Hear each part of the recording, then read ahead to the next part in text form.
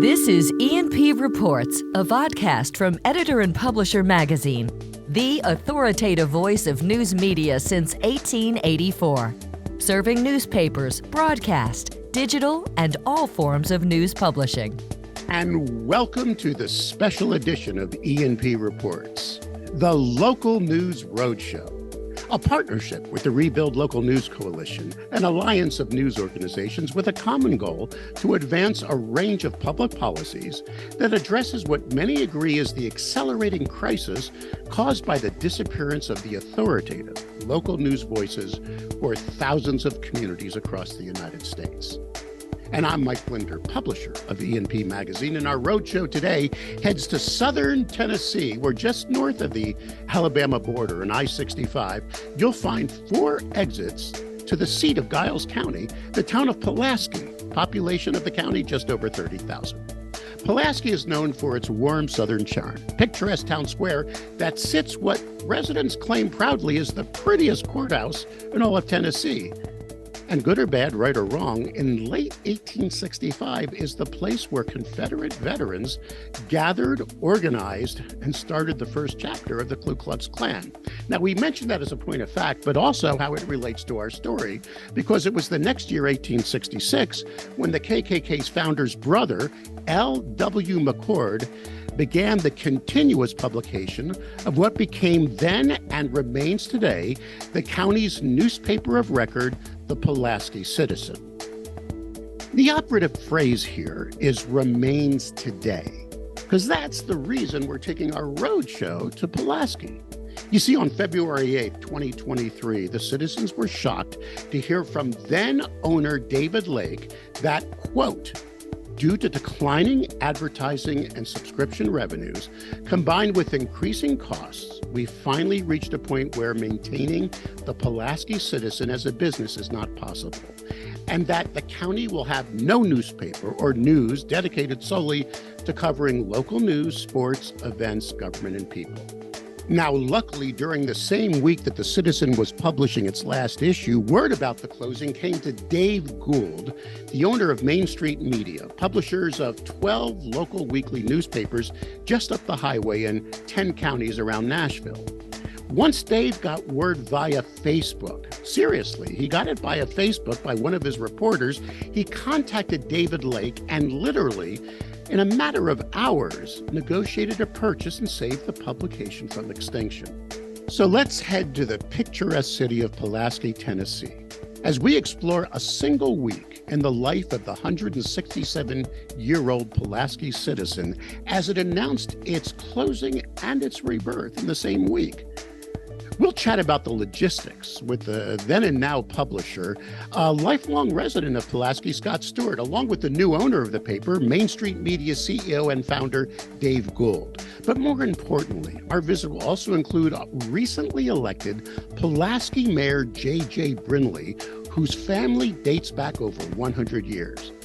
JJ will talk with us about his pride in his city, as well as its need for a local, authoritative, independent voice that keeps an eye on him and other officials, as well as reports each day on the happenings of Giles County. Our local news roadshow will begin right after this brief message from our sponsor. This episode of E&P Reports is exclusively sponsored by Blocks Digital, formerly Town News. Even though the name has changed, their commitment to the media industry is as strong as ever. Blocks Digital is now even better positioned to deliver integrated solutions like content management, audience development, advertising revenue, video management, and more. Join the over 2,000 news publishers worldwide that power their ongoing digital transformation with Blocks Digital, serving over 141 million monthly users who view over 6.5 billion pages of content each year. You can trust Blocks Digital to empower you, to connect you at scale with the community you need to reach. Blocks Digital, formerly Town News, now reimagined to help meet the news publishing challenges of tomorrow and beyond. Learn more at blocksdigital.com. All right. So now, Scott, I'm going to tell you about your newspaper according to Wikipedia. Okay. You All might right. know this. Pulaski Citizen, founded in 1854 as a 4-page weekly, and it's been in publication. Thank God. Thank you, Dave. It's been in continuous publication since 1866. Who was the owner that was going to shut this puppy down in February of 2023?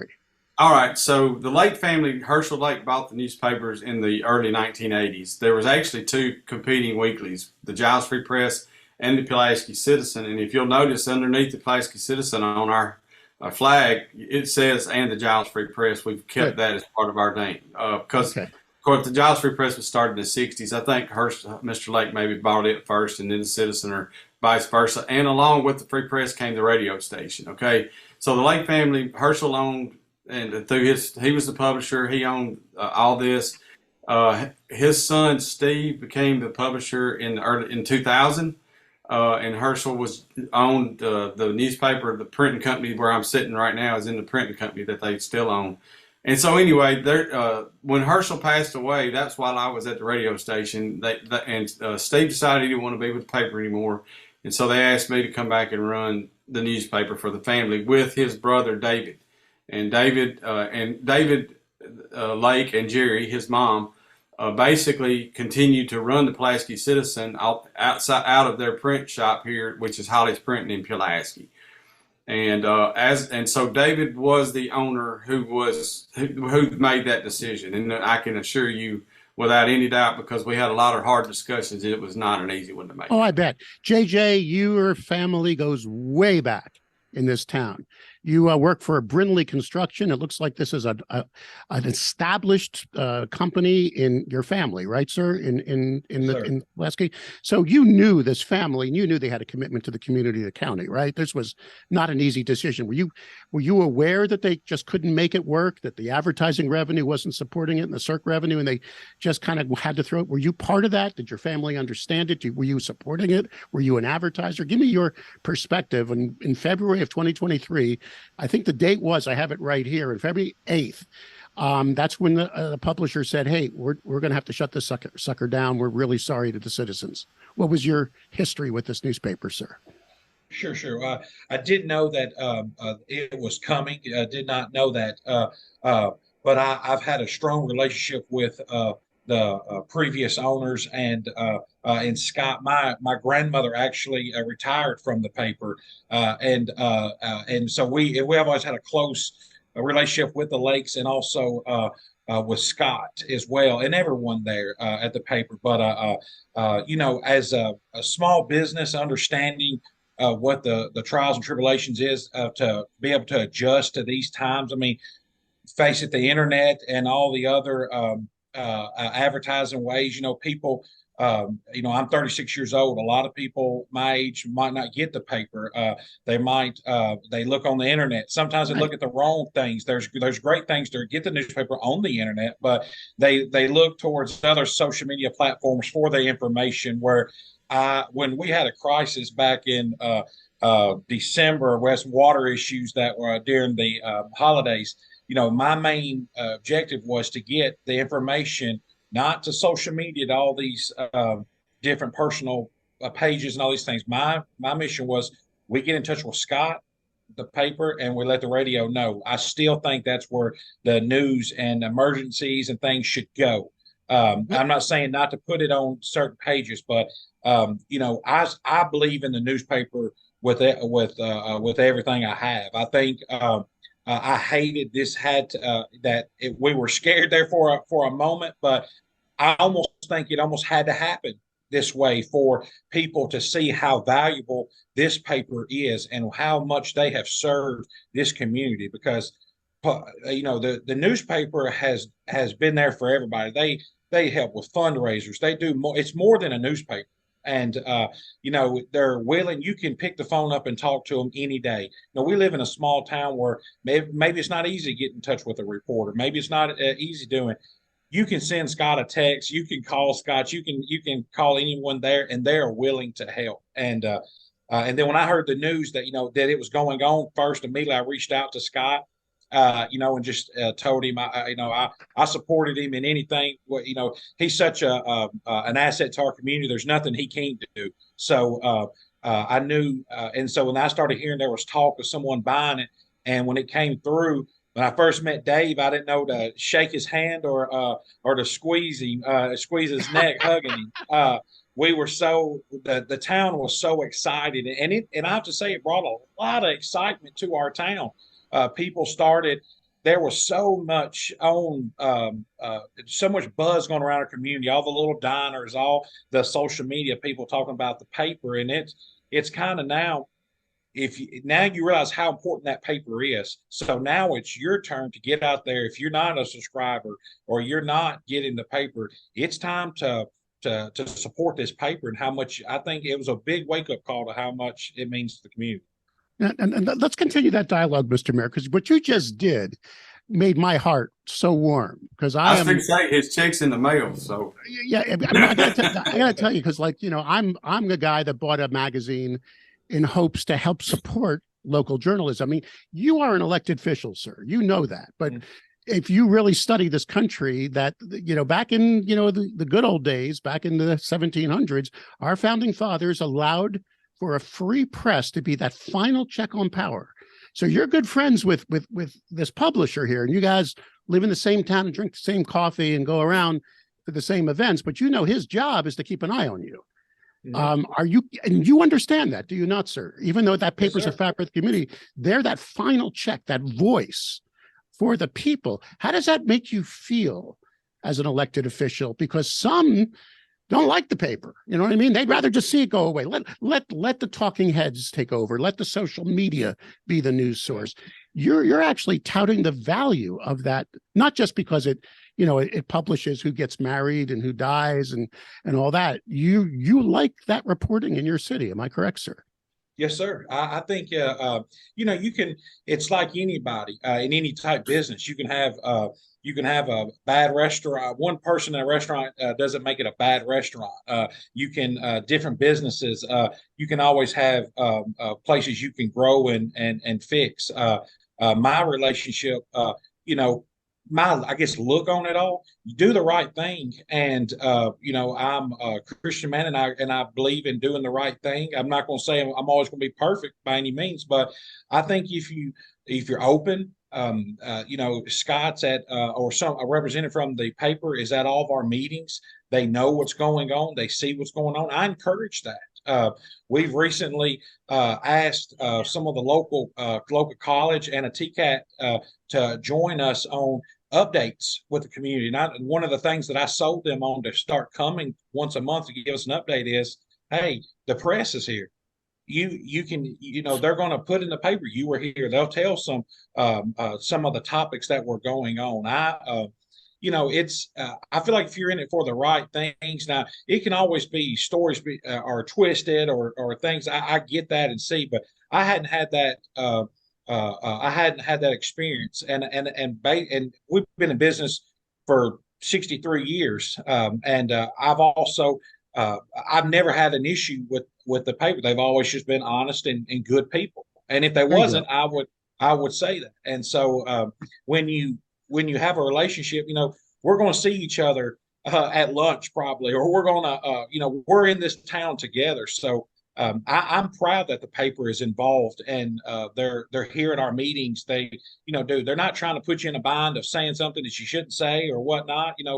I've been in office not even 3 months yet. I'm learning every day, and I hope if I'm here 30 years, I hope that I'm learning still. But the paper is a huge asset to this community, and they always have been. All right, Dave, here you are. And Dave, first of all, congratulations to you and your wife. You sound like a little bit. My wife sometimes thinks I was drinking heavily when I took over this magazine. I mean, I could have retired, and here I am now fighting the fight. You came out of a killer big, company, and you started your own, and you're publishing small publications serving communities. How did you hear about this PULASKI deal? I mean, it was under the radar, right? No one was reporting that PULASKI was about to lose a newspaper. What happened, and why did you jump in? Tell us the story. Yeah, sure. Absolutely. So Monday of the week you're talking about, around the first week of February, they announced on Facebook they were going to close the newspaper. I didn't hear about it on the next day. One of my employees, who was in a county just bordering Giles County and Murray County, texted me and said, "Hey, did you see this on Facebook?" And I said, "Well, I hadn't seen that." So the next day I just picked up the phone and called the owner. I called David Lake and just said, "Hey, I see you're going to shut down the paper. Would you have any interest in selling it? I might be interested in buying it." I thought it could be a decent fit for us. Our newspapers range from the Kentucky border down to the Alabama border now, in the Nashville and that Middle Tennessee corridor. So that kind of fit. And he said, "Yeah." He said, "Why don't you come on down tomorrow and bring your wife, and why don't you guys take a look?" And we did the next day. So on Thursday we went down and had a chance to go through all the numbers and the books and meet with David and his wife Sloan, and then we got to meet Scott and some of the other employees of the paper. And we did our homework. And Friday I called him and we worked out a deal and bought the paper. So it all happened over really just a couple days. And we thought it made a lot of sense. We thought it fit in nicely with what we do. We do this for a living. We publish community newspapers. We love Middle Tennessee. We love local news. And, you've heard from the mayor, and I didn't meet the mayor until the following week, but you've heard from the mayor and from Scott about the passion people have about this newspaper in this community. And that was evident when we were down there as well. We could tell that there was a lot of angst and concern and worry about the fact that this newspaper was going to go away. And so we felt good that in doing so, we would get support from the community. And we have seen overwhelming support so far. I want to say this to you, Mr. Mayor, right now, and then I want to hear your response. We're in an industry under siege because perfect storms have hit us. When I say us, I mean local community newspapers. Number one, the internet came and immediately took away classifieds. You understand that? Jobs, homes, and cars were a lifeblood for us because we connected advertisers with customers through the paper. Jobs, homes, and cars. Now it's all digital. We lost that. Number two, here comes the recession of 2008. There goes any hope for real estate and recruitment. Then the insert business is going away because of digital. You understand? We were making tons of money with distribution. Remember those flyers? Good old days, Mr. Mayor? Didn't your mom rip out those little coupons to go shopping out of the paper? You know what I mean? They're changed now to mobile devices. And now Google and Facebook. They take away local advertising and they don't compensate Scott for the stories people click on. You follow? When that story was on Facebook and it may be linked to the Tullahoma news that was covering your demise, the paper's demise, Scott didn't get compensated for that. You see, because that's the world we live in. Do you believe in your heart of heart the paper is just a local business like yours, like a car wash or a car dealership? Let the chips fall where they may. Or should there be a separate way it's listed as some form of business that needs communities to support them to keep going? What is your feeling now? Because you said one thing, sir, and I'm talking too much, but I'm going to set you up. I'm a sales guy, wrote a book on it. You said the one thing that closes a deal, loss aversion.